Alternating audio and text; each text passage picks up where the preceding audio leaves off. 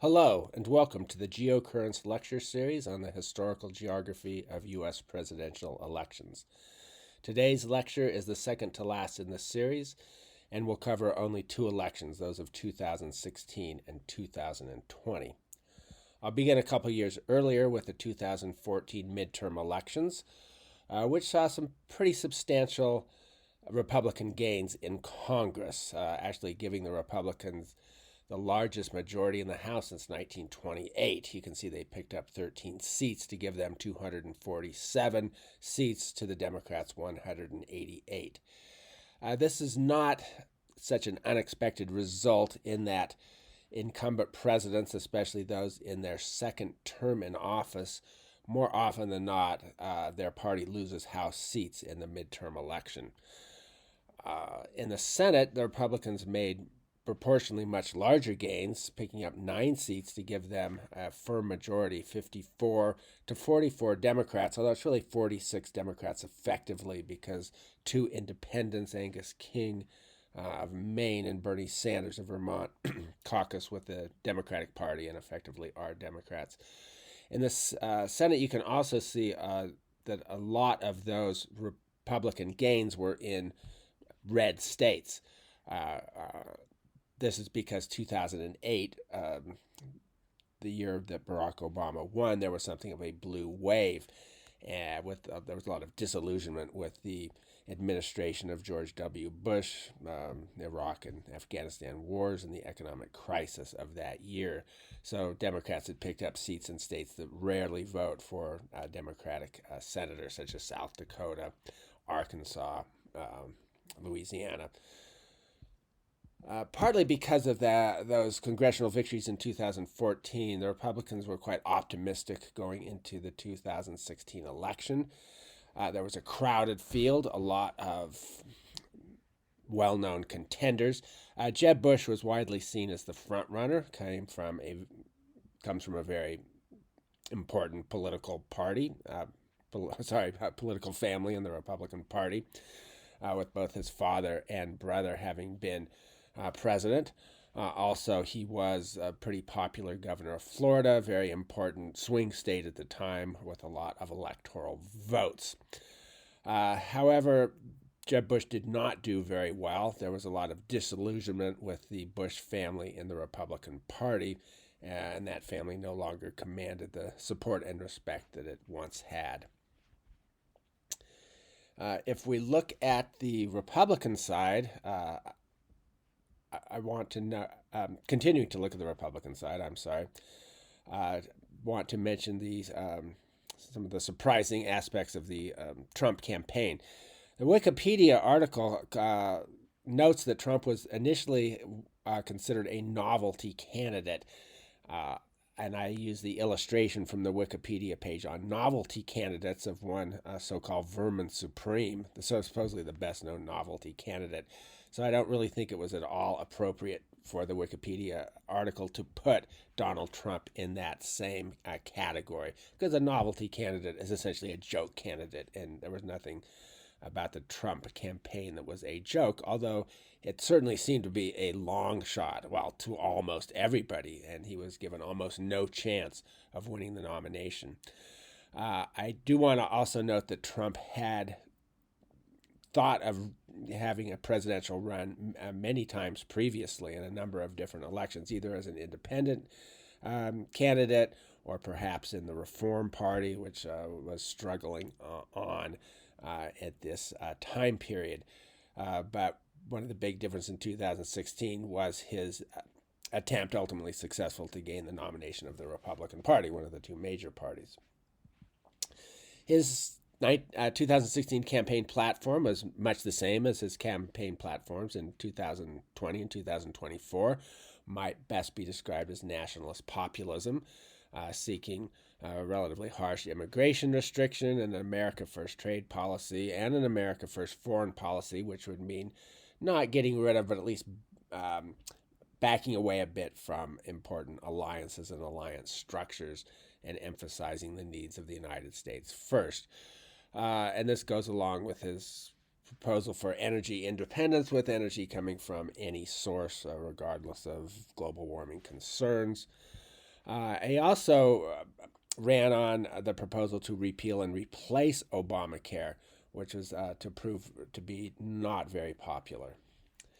It's important to note that Trump's victory was a victory not only in 2016 and again in 2024, a victory not merely over his Democratic rival for the presidency, but also a victory over the Republican establishment, which did not at all like Trump or many of his platforms, particularly his desire to have to move away from free trade, to use tariffs, to back away from alliances. And his general populism was not something that sat well with the leading members of the Republican Party. So I have an article here from 2024, a snippet of an article by Walter Russell Mead on how, well, to quote it here, Donald Trump's first and in many ways most enduring political accomplishment is not the humiliation of the Democratic Party. It is the devastating defeat he has inflicted on the Republican establishment that he has marginalized and dispersed. So, as we all know, contrary to expectations, Trump gained the Republican nomination in 2016. If you look at all the primary votes, he did not have a majority, but he had a clear plurality because he was facing a number of other candidates who were getting delegates. Most of the Republican candidates had dropped out earlier, but Ted Cruz, Marco Rubio, and John Kasich of Ohio remained in the running. Kasich really represented the most moderate version of the Republican Party, what at one time was called Rockefeller Republicanism, something I've talked about before. Although, note, he got a significant amount of votes in the primaries, some almost 14%. He only took his home state of Ohio. Interesting that Ted Cruz, who represented sort of the more right-wing version of traditional republicanism, might be the best way to put his political position, did very well in a number of very staunchly Republican states like Idaho, Wyoming, Utah would fit in that example, or states that have more recently become strong Republican strongholds. Iowa would be in this category, Oklahoma, for example. Donald Trump, however, had support pretty much nationwide. You can see across the South, excluding Texas, if you want to put Texas in with the South, mid-Atlantic regions, most of New England, most of much of the Midwest, and the Pacific Coast as well. Interesting to note that there was very strong support among Republicans for Trump's nomination in several quite deep blue states. You can see that in these pie charts showing delegates for the nomination state by state. Look at California, for example. You could see that Trump had some 3/4 of the delegates, and in the state of Washington as well, about 2/3 in Oregon. New York, you could see about 2/3 support as well.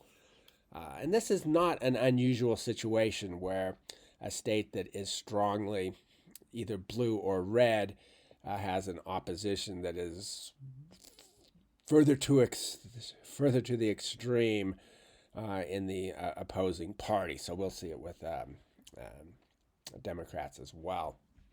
It's really interesting to look at this map.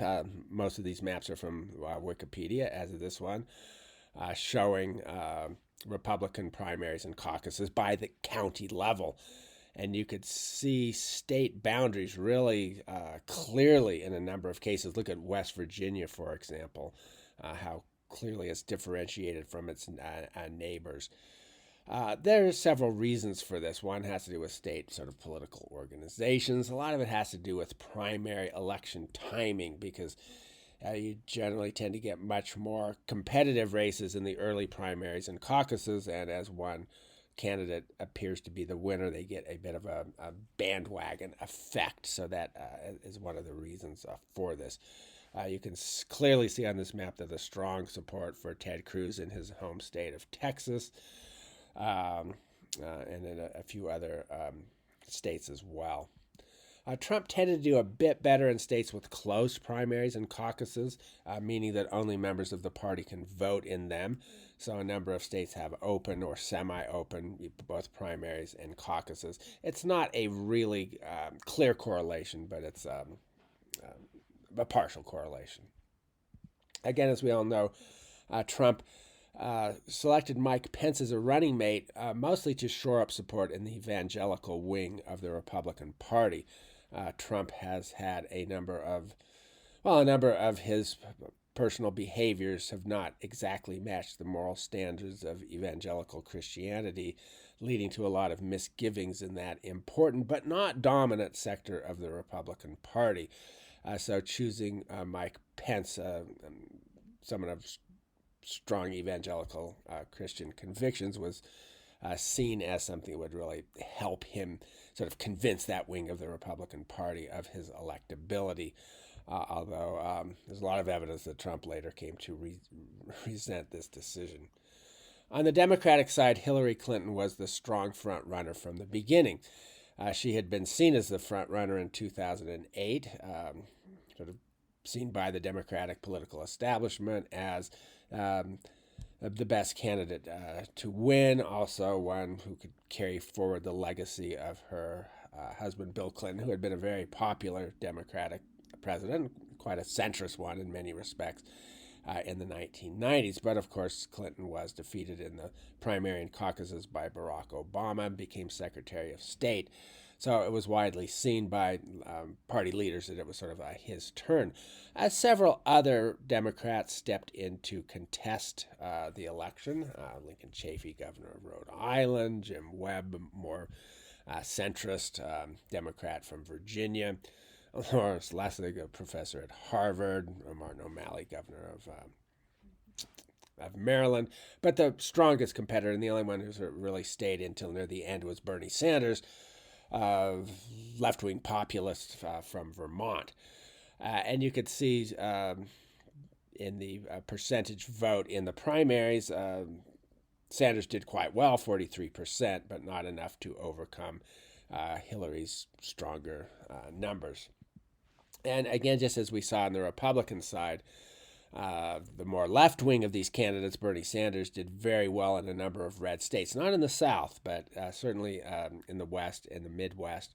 You could see a number of states with Bernie Sanders there in green, with a majority of the votes. Not California, interestingly, but Oregon and Washington. On the blue side, but looking at the red states, look at Colorado, for example, Utah and Idaho, very strong. So some more than 3/4 of Democratic primary voters and those who went to caucuses were in favor of the more left-wing candidate, Bernie Sanders. Strong support for Clinton, particularly in the South. Look at that swath of counties from South Carolina all the way across to the Mississippi River with very heavy Clinton support. That's particularly true in a lot of black African-American dominated counties where Bernie Sanders did not poll very well at all, and much more support for the institutional wing of the party. Hillary Clinton also did well in a lot of cities. If you look closely, you could see the New York metro area, Washington, D.C., Baltimore, Cleveland, Detroit, Chicago, and in bigger cities of California as well. Most of the Bay Area counties, for example, with the exception of Santa Cruz, which is sort of at the fringe of the Bay Area, opted for Clinton instead of Sanders. And what a contrast with Washington State, where really strong support for Bernie Sanders, which is something very interesting. So both quite blue states in the West like Washington and very red states like Idaho and Utah had this strong support for Bernie Sanders. Hillary Clinton's campaign platform was left to left center, I guess we could say. Proposed higher taxes on the wealthy and a reduction of corporate loopholes. Major infrastructural investments. This is something that was pushed very hard by her campaign. Need for transportation, communication improvement. Also vowed to defend the Affordable Health Care Act, or Obamacare, that came in under Barack Obama. Wanted criminal justice reform, and that would mean generally from a left-leaning perspective, to reduce incarceration and address racial injustices in criminal justice. Also wanted immigration reform, which would have meant strengthening the border, but at the same time increasing the number of immigrants allowed into the country and giving a path to citizenship for people who had come in without documentation. She stressed reproductive rights, abortion rights, and LGBT rights, not surprisingly for a Democratic candidate in this year, and gun control and climate change action as well, which was fairly important in this campaign. It was not in 2024, which I'll talk about in the last lecture, which is quite interesting. There were a lot of allegations that the Democratic National Committee had unduly influenced the nomination process to help Clinton and to hurt Bernie Sanders. The Democratic National Committee viewing Sanders as unelectable or much more difficult to elect, and as too radical on economic policies. And so, as this New York Times headline notes, released emails suggest the DNC derided the Sanders campaign. The leaked emails from WikiLeaks, perhaps supposedly from a Russian hacker, but it was some 20,000 emails sent out, which were released showing these efforts to undermine the Sanders campaign. It's important to note that both campaigns were plagued by a lot of controversies. I'll start with Donald Trump. Well noted for his crude insults against immigrants, Muslims, many others. The photograph I have here is of him apparently mocking a disabled reporter. I do need to say that Trump's supporters dispute that and say, well, that was how Donald Trump mocked everybody. But it definitely was a very sort of crude form of mockery. He also stated earlier on that he would refuse to recognize election results if defeated, or he might refuse. And then there was the 2005 Access Hollywood tape that was released at almost the last minute, which showed Trump essentially bragging about his ability to sexually harass women. A lot of people thought that that would have ended his chances of winning the presidency. Obviously, it did not. Hillary Clinton had many controversies as well. There was her famous basket of deplorables statement, where she said Trump supporters could be divided into two categories, and half of them were essentially a basket of deplorables, which is quite an extraordinary thing to say about many, many millions of American citizens. Republicans claim that she had a serious illness that she was concealing, and she did have I believe it was pneumonia at the time. It did not go on to debilitate her, though, as a lot of Republican commentators thought would happen. More important was her use of a private email address and server as Secretary of State, and she wiped that server clean, which was seen as, by Republican observers, as something that was, very problematic, if not indicating guilt.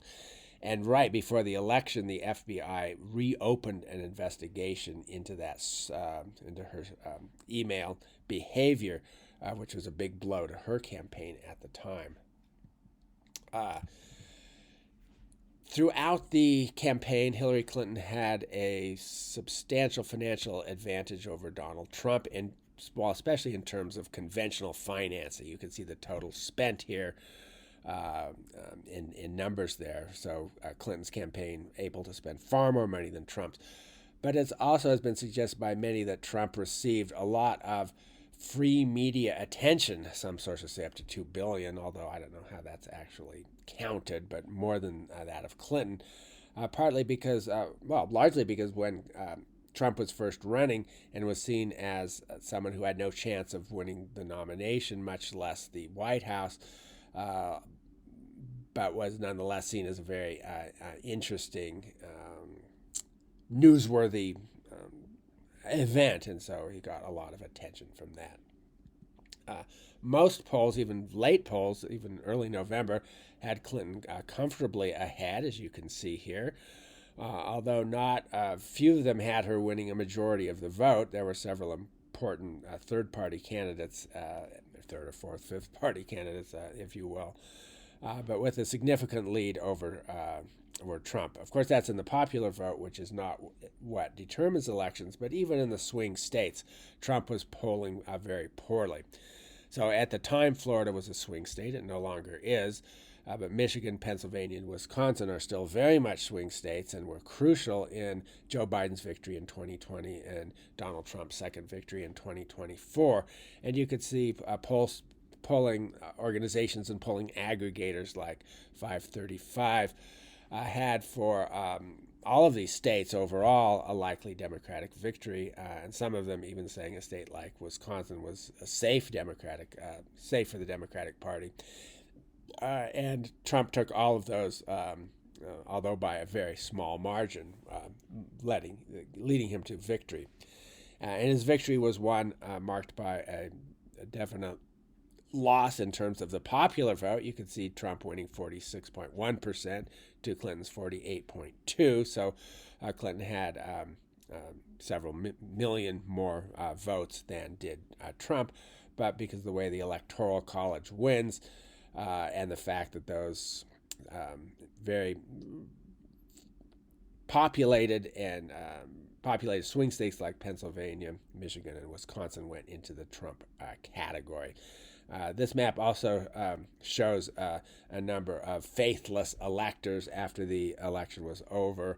A number of electors did not follow their state's popular vote as they're supposed to and chose someone else. One of the largest numbers of faithless electors, certainly in any recent election. It's interesting to note that the Electoral College maps of 2016 and 2024 are almost identical. The only differences are Nevada going from the Democratic Party in 2016 to the Republican Party in 2024, and Nebraska's second congressional district, Nebraska and Maine being the only two states that don't have a winner-take-all system, but instead use congressional and Senate positions to determine how those electoral votes are counted. And one of those congressional districts in Nebraska includes a lot of the Omaha suburbs that are relatively left-leaning compared to the rest of the state. So it actually swung in the opposite direction to the Kamala Harris camp. 2016 saw some very strong third-party candidates. Gary Johnson of the Libertarian Party, 3.28%. I didn't compare that explicitly to other elections, but I believe that is the largest percentage the Libertarian Party has had, much larger than in most elections, where it's typically more like 1% or so, but over 3%, pretty large. Jill Stein for the Green Party, 1%, not nearly as strong as Ralph Nader had been in 2020, but still a pretty good showing. And then in Utah, Evan McMullin ran as from Utah, Evan McMullin ran as an independent. And I'll show you the maps of those in a few minutes. The state vote margin map, nothing too surprising here. You can see very strong Trump popular victories in the upper South, especially southern states that have relatively small black populations is one of the keys here. Because, of course, the black population is very heavily Democratic voting. You can see Clinton did best in Massachusetts, District of Columbia, and Maryland, and California. But a number of states with sort of pastel coloration here, showing that the margin of victory of either candidate was not particularly high.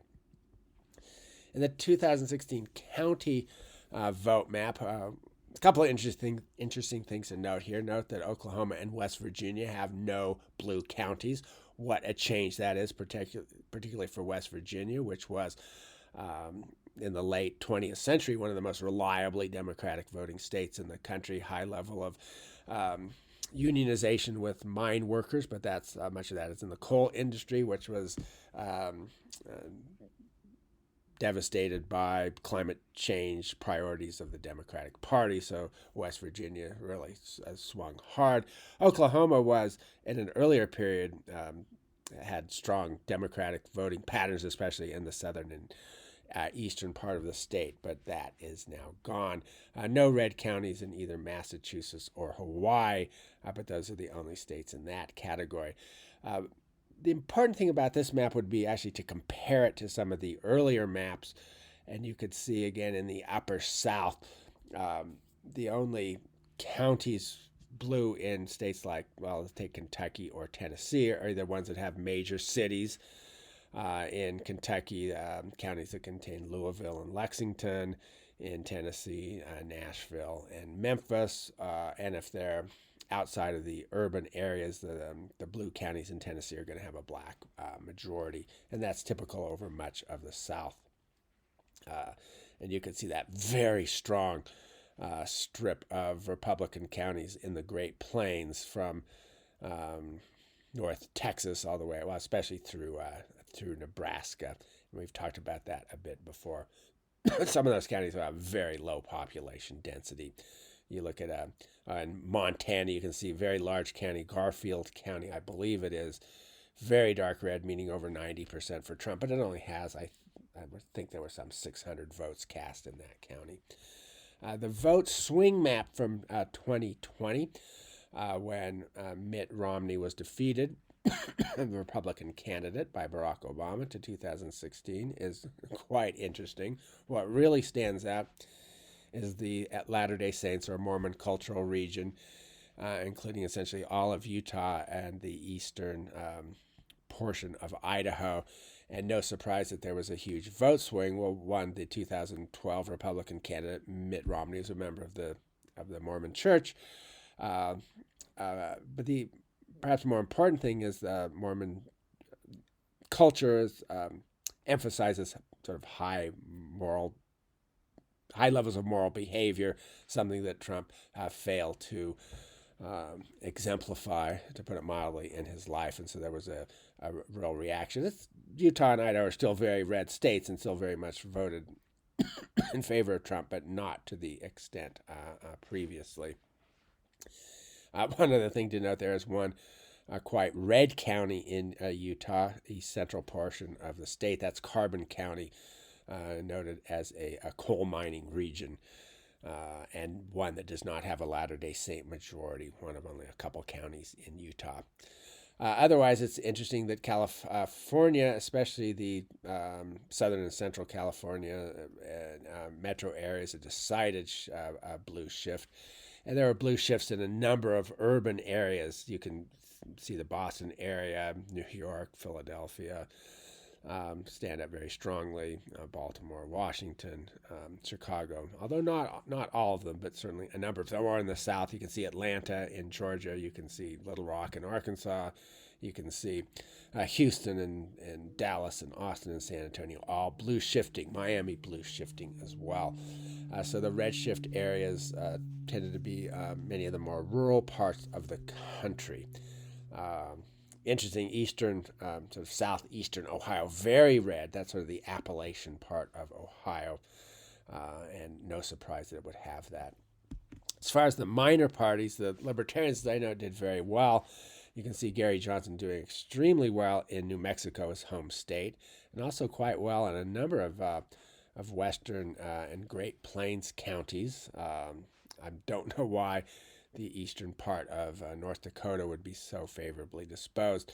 He probably would have done better had he not made a major gaffe in a debate where he was asked about the question of Aleppo in Syria and its Islamic State having taken over that area. And his response was, "Where's Aleppo?" Not a good sign in someone who wants to be president. Later, he claimed he had just sort of momentarily forgot. The Green Party vote. Green parties, their slogan was that the Democrats and Republicans are two corporate parties converged into one, so very much a left-wing party. A couple of Native American counties in North Dakota stand out very strongly. Western Massachusetts, some counties there, large student populations. The Emerald Triangle, so-called Emerald Triangle in northwestern California, very strong support. Hawaii, except Oahu, the most populated island. And then some oddities here. So, Sawache County in Colorado, mostly agricultural, heavily Hispanic, a sort of surprise to me. But we're still only talking about a few percentage of the vote. Evan McMullin ran as an independent. He himself is from the Latter-day Saint community or Mormon community. And no surprise, you can see Utah and eastern Idaho strongly prominent on that map. Why Minnesota would have voted for him as heavily as it did is beyond my understanding. In the same election, 2016, where Trump narrowly won, the Republicans lost seats in Congress. So it was by no means a mandate, a Republican mandate. It was a very, very close call thing, with only a few tens of thousands of votes in a few swing states deciding the presidential election. But the Republicans, you could see, lost 6 seats, and the Democrats gained 6 seats. And in the Senate, the Republicans lost 2. But the Republicans are still controlling the House by a pretty good margin, and the Senate more narrowly. It's really 52 to 48 because of those independent candidates who caucus with the Democrats. Donald Trump's first 2 years in office were very troubled. There were many allegations of collusion with Russia. There certainly was evidence that Russia did interfere in the election to try to help Trump, although there was never any evidence that Trump himself was involved in that. But it did sort of result in a troubled beginning. A lot of speculation that he would be forced out of office, which obviously didn't happen. He had his controversial family separation program for undocumented migrants. Probably what hurt him the most was a failed attempt to repeal the Affordable Care Act, or Obamacare, which brought health insurance at reduced prices to a lot of poor and lower middle class people. Trump administration and the Congress was able to eliminate the individual mandate, which was probably the most controversial part of that program. And also important was that Trump faced a lot of tacit opposition by the Republican establishment, and as Trump himself would later say, tacit opposition by many of his own appointees. There's a lot of evidence that Trump really was not expecting to win that election, perhaps a bit surprised that he did. Well, most people were surprised that he did. But he had a difficult time filling cabinet positions and making other important appointments, and he turned to a number of Republican insiders for help, and he later came to the conclusion that he was betrayed by a number of them. The main accomplishment, if you will, of Trump's first term in office in Congress, so a legislative accomplishment, was the Tax Cuts and Jobs Act, which reduced income taxes. Didn't quite do it across the board. You could see it all depends on whether you're filing as a single person or part of a married couple and what your income bracket is. But in comparing the 2017 sort of pre-Trump and 2018 post-Trump rates, you can see mostly reduced. Critics would argue with a lot of evidence that most of the tax cuts actually went to wealthier people, which is not particularly popular, although an awful lot of people were happy to get a tax cut if they did indeed get one. And those tax cuts were set to expire, but now that Trump has won another election, that's not going to happen. And anyway, due to these troubled circumstances in the first 2 years, the Republicans saw substantial losses in the 2018 midterm election, particularly in the House. You can see the Democrats gaining 41 seats, Republicans losing 42. Republican gains only in a few places. Minnesota, oddly, I'm quite surprised by that, considering political complexion of Minnesota, especially the one in the north. The one in the south, not so surprising. But you can see the Democrats picking up a lot of seats, a lot in California, Southwest, gaining back seats in Iowa. Most of their gains, though, were in the mid-Atlantic region, and you can see it's pretty significant. And the Senate in contrast, Republicans were able to pick up 2 seats. The Democrats lost 2, but the Republican gains were again in states that in red states. Florida now a red state, or becoming a red state at this time. Indiana, Missouri, North Dakota, very definitely red states. So sort of no surprise that they won that. But anyway, the Democrats now have control of the House. The Republicans no longer have a trifecta. And I mentioned this before, but one of the reasons for these substantial Democratic gains in the midterm election was anger at House Republicans over the attempted repeal of Obamacare, which failed in the Senate. And then in the second half of this first term, he suffered impeachment. He was impeached by the House of Representatives. He was not convicted by the Senate. That has happened in all impeachments in the United States history. Andrew Johnson back in the post-Civil War era, Bill Clinton, and then Donald Trump twice. Voting in favor in the House of Representatives. It's mostly on party lines. Well, I'll show you that in the next slide. But 230 to 197 voting to impeach him. And then in the Senate, 52 votes for not guilty, 48 for guilty. So if you can look at this graph taken from Wikipedia, which shows for the Democrats, only 2 Democrats voted against impeaching him. 1 voted simply president, and 1 didn't vote at all. Whereas the Republicans, essentially all of them voted against, except 2 who did not vote. And then if you look at the Senate on conviction, you can see there was 1 Republican, Mitt Romney of Utah, who voted to convict. And that pretty much marked what would become the end of Romney's political career. 2020 election, moving on now. I don't need to belabor this. We all know it all too well, but it was a time of global pandemic, of racial strife. Sorry for the misspelling of that in the slide. Which made for a very troubled election. Normal electoral strategies couldn't be pursued. Trump could not do his large rallies, which are his sort of signpost of his campaign strategy. Joe Biden ran out of his basement, essentially. There were an awful lot of absentee voters, delayed voters, and so on. But anyway, going into this 2020 election, looking at the Republican side, it was starting with the Democratic side, an extremely crowded field. 29 major candidates, that's what the Wikipedia article deems them. These are people who are well-known political or business figures representing a wide array of positions and views. Tulsi Gabbard at the time running as an anti-war populist. As we all know, she was later to switch to the Republican Party. A number of these candidates had momentary periods of enthusiasm. Andrew Yang, for example, with his idea of a universal basic income, got a lot of attention.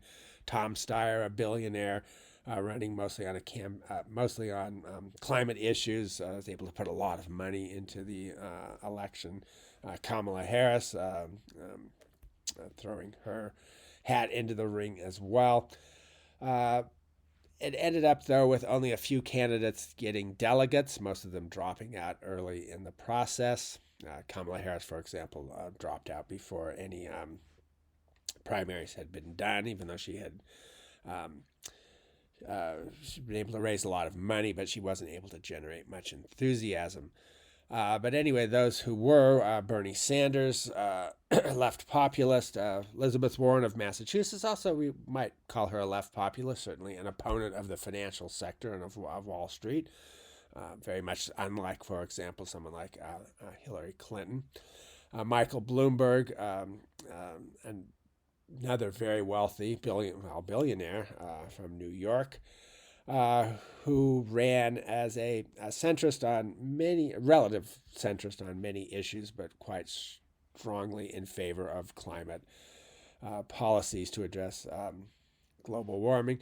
Pete Buttigieg, mayor of South Bend, Indiana, relatively unknown, but got a lot of attention early on in the campaign. It all show you some information on that soon. So Joe Biden, long-term senator from Delaware. I think he entered the Senate at maybe 29 years of age. Anyway, one of the youngest senators ever elected. Maintained that position for many, many years. Ran for president in 1988, although was forced to withdraw. Essentially, partly to withdraw after plagiarism accusations were made and substantiated. Interesting to me that plagiarism was important enough to derail his campaign in 1988, but not in 2020. But Biden, well, the best way to think about Biden's position, or so I've read, is that he has always situated himself as close as possible to the center of the Democratic Party at any given time. So not really a centrist, but a centrist within the Democratic fold might be the best way of thinking about Biden's overall view and strategies. But he very much ran to the right, especially on core economic issues than either Bernie Sanders or Elizabeth Warren. And you can see this from this graph showing their proposed income tax plan, with Sanders basically his proposal reaching up to 100% taxation with the top 400. And that's marginal. That's not for their entire income, but as that income increases, then you tax the increments.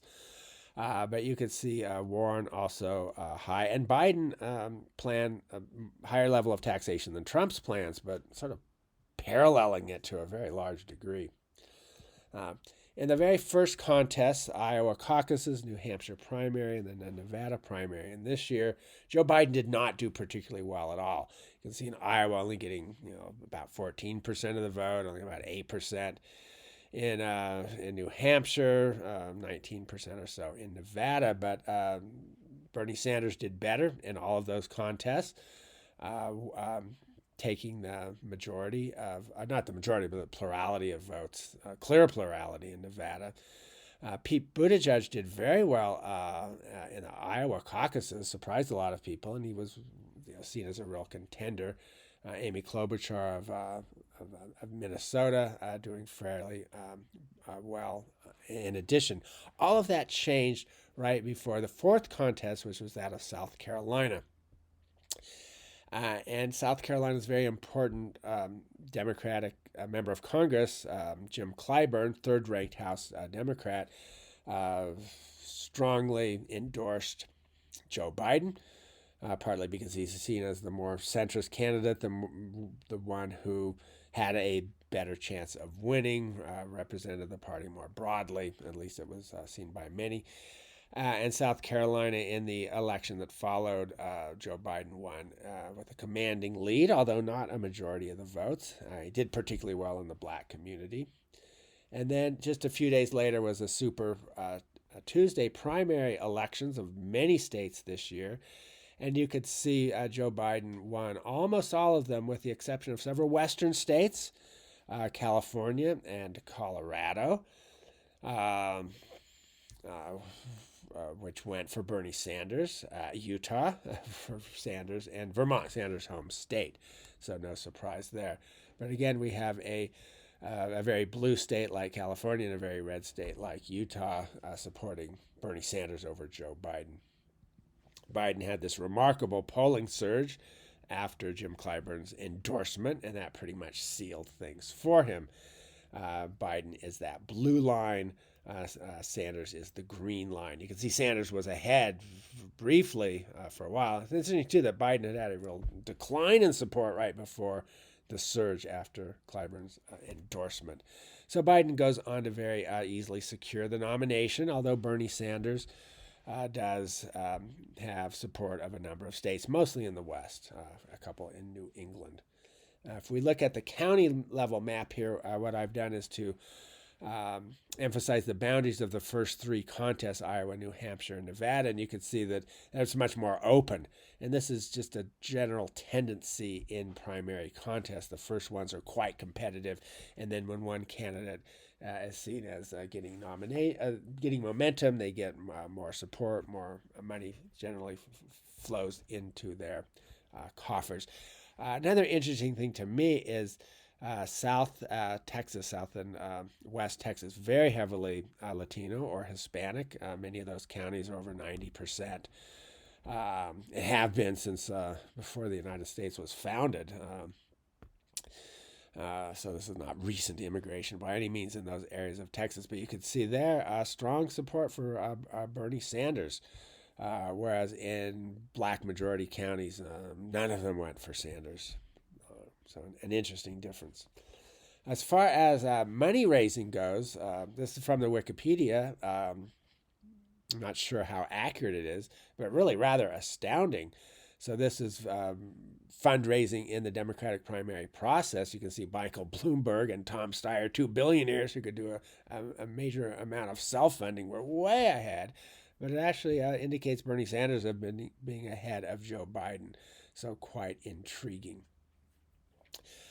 This campaign might be regarded to some extent as a reversal of the norm. I put a question mark here because I'm not too sure about this adage, but the adage has been for some time that the Democrats want to fall in love with a presidential nominee and the Republicans want to fall in line with what their party wants, which you could make evidence for that in earlier elections. But as this week article from The Week headline shows, this got flipped upside down, where the Democrats were sort of falling in line with the establishment candidate Joe Biden, and Republicans falling in love or having been in love with Donald Trump against what the party establishment would have wanted. Biden's campaign platform, of course, differed sharply from that of Trump. COVID was a huge issue at this time, and Biden wanted a more comprehensive and sort of firmer COVID response. His most important campaign platform was what was called the Build Back Better, the idea that after COVID is over and there's a need to build back, we could really sort of change the way things are run. We can modernize infrastructure, for example, in a major way. He wanted to strengthen the Affordable Care Act, left-wing policies on racial and gender equity. I wanted to rebuild foreign military alliances, which he saw as having been frayed by the Trump presidency, and wanted, as most Democrats would, higher minimum wage and higher taxes on the wealthy. And then also very important, he's pushing climate change agenda, wanted a economy with a net zero carbon emissions by 2050, quite an ambitious goal. Late polling suggested a strong Democratic victory yet again. This is for the Electoral College. You can see all of these polling organizations had a lot of states in the toss-up category, which meant that it could have gone, they weren't certain of by any means of the direction it would go.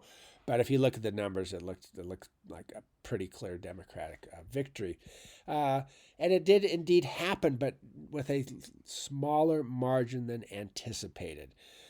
Joe Biden did much better in the popular vote than did Hillary Clinton. He got a majority and got pretty clear edge over Donald Trump.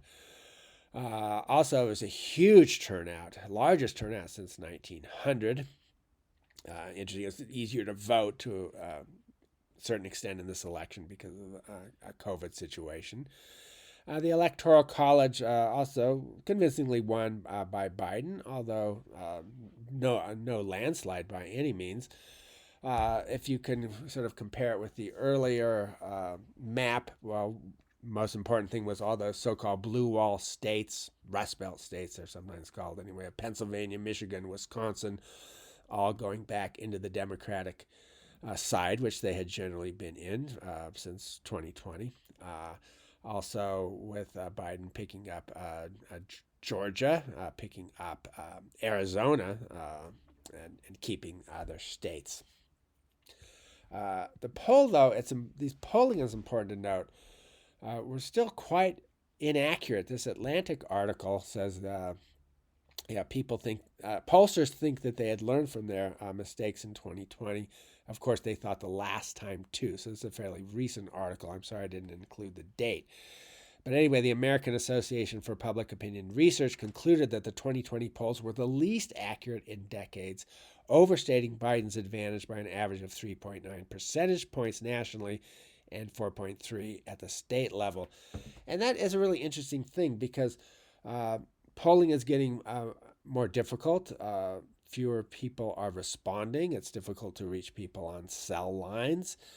And it was pollsters had claimed that they had adjusted their polling after the 2016 election. And they said so again after the 2020 election. But 2016, 2020, and 2024 were all years of polling failures, either to predict who was going to win or to predict the margin of victory. One of the big issues here are reluctant Trump supporters, or sometimes even hostile Trump supporters who don't want to talk to pollsters. Also important to note that Trump, despite his clear loss in the popular vote, came pretty close to an electoral victory. Had these three states, Georgia, Wisconsin, and Arizona, shifted a few 100,000 votes, Trump would have won them. Had he won these three states, the Electoral College, if I remember right, would have been split, half for Trump, half for Biden. Then it would have been a contingent election, would have gone to the House. And even though the Democrats had a majority of House seats at this time, they don't vote in a contingent election as individual House members. They vote as state delegations, and the Republicans still had an edge there. So Trump could have become president with fairly small number of votes changing. So you could see the narrow margins in all of these states. Also important to note was that as compared with 2016, the third, fourth, fifth parties did quite poorly. The Libertarians dropped from over 3% to 1%, Greens from over 1% to 0.25%. County map pattern you can see in the northern part of the central region of the country, from eastern part of the Dakotas through Minnesota, Iowa, Wisconsin, northern Illinois, most of Michigan. There's a lot of purple terrain, pretty close elections, and that's true in much of parts of the Northeast, and a number of purple counties in the South as well. And then a very strong sort of Republican heartland running from central Pennsylvania through the upper South and lower Midwest into the Great Plains states, and then a bit more spotty, but in much of the interior West, and then very strong blue areas, the Pacific Coast. Northern New Mexico. Northern New Mexico is Hispanic stronghold, and like South Texas has been since before the United States became a country. There's been a I'll talk about that in the final lecture. But northern New Mexico, as a southern New Mexico, is much less Hispanic, intriguingly, but very strong levels of support for Joe Biden in a number of counties with American Indian reservations in the West, black majority counties in the South, and so on. And the county cartogram map. Quite intriguing. I've talked about this before, where you can see, for example, you can really see the urban-rural difference. I'll talk about that in the last lecture again, because that's changed a bit, but not particularly much. But with dark blue in city centers, lighter blue moving into the suburbs, and then into pink and red in this more rural matrix in which large cities are set. So even in Texas, for example, you could see blue in Houston, in San Antonio, in Dallas, and actually in Fort Worth in this election. Darker blue in Austin. You could see Atlanta, very dark blue in the center and lighter blue in the suburbs, which really was what pushed Georgia into the Democratic camp here. And the vote shift map is also intriguing, and what's most important is that red shift in South Texas, which is going to be repeated in the next election. So this is, again, heavily Hispanic or Latino long the Democratic bulwark in Texas, but now shifting in a Republican direction. Utah and eastern Idaho, a redshift that's sort of a reversion to the norm or mean, if you will. These are very conservative counties, with the exception of a couple in Utah, where Salt Lake is, where Park City is, for example, where Moab is.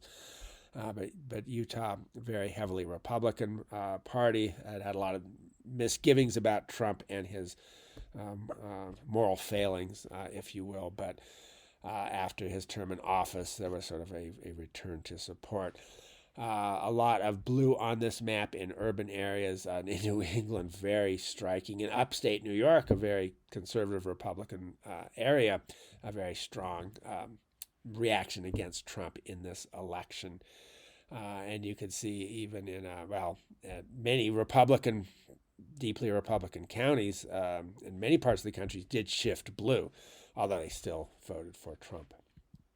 Finally, the last slide here in congressional races in 2020, even though the Democrats took the presidency, they lost seats in the House. They maintained a majority, but you can see they lost 13 seats there in a variety of southern New Mexico, central Utah, San Joaquin Valley in California, a few in upstate New York, far south Florida, for example.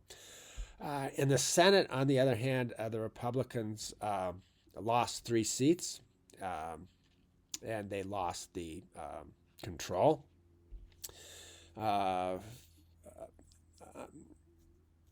So as you can see, the seats Republicans previously had 50 seats. They went down 53. They went down to 50, a loss of 3 seats. Biggest losses were in Georgia. Actually, there's a rectangle in Georgia. That's because there were 2 Senate elections in Georgia.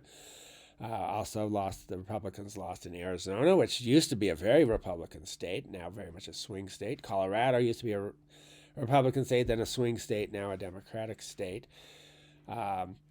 Maybe an oddity there in Alabama, very Republican state. And you say, well, the Republicans won. Well, that was because there had been a previous special election with a candidate, Roy Moore, who lost to the Democrat under a cloud of sexual misconduct allegations. But the Democrats end up with a 40, it says 48 seats here, but it's effectively 50 seats. I've talked about that before with 2 independents who caucus with them. So it's 50-50, but when the Senate is divided, the vice president gets the deciding vote. So the Democrats now have control over the Senate, control over the House, and control of the presidency for a trifecta. That is only going to last a couple of years, however. So we'll pick that up with the final election, which will cover the midterm elections in 2022 and then the 2024 presidential election. So thank you so much for tuning in, and I hope you can listen to other lectures in this series.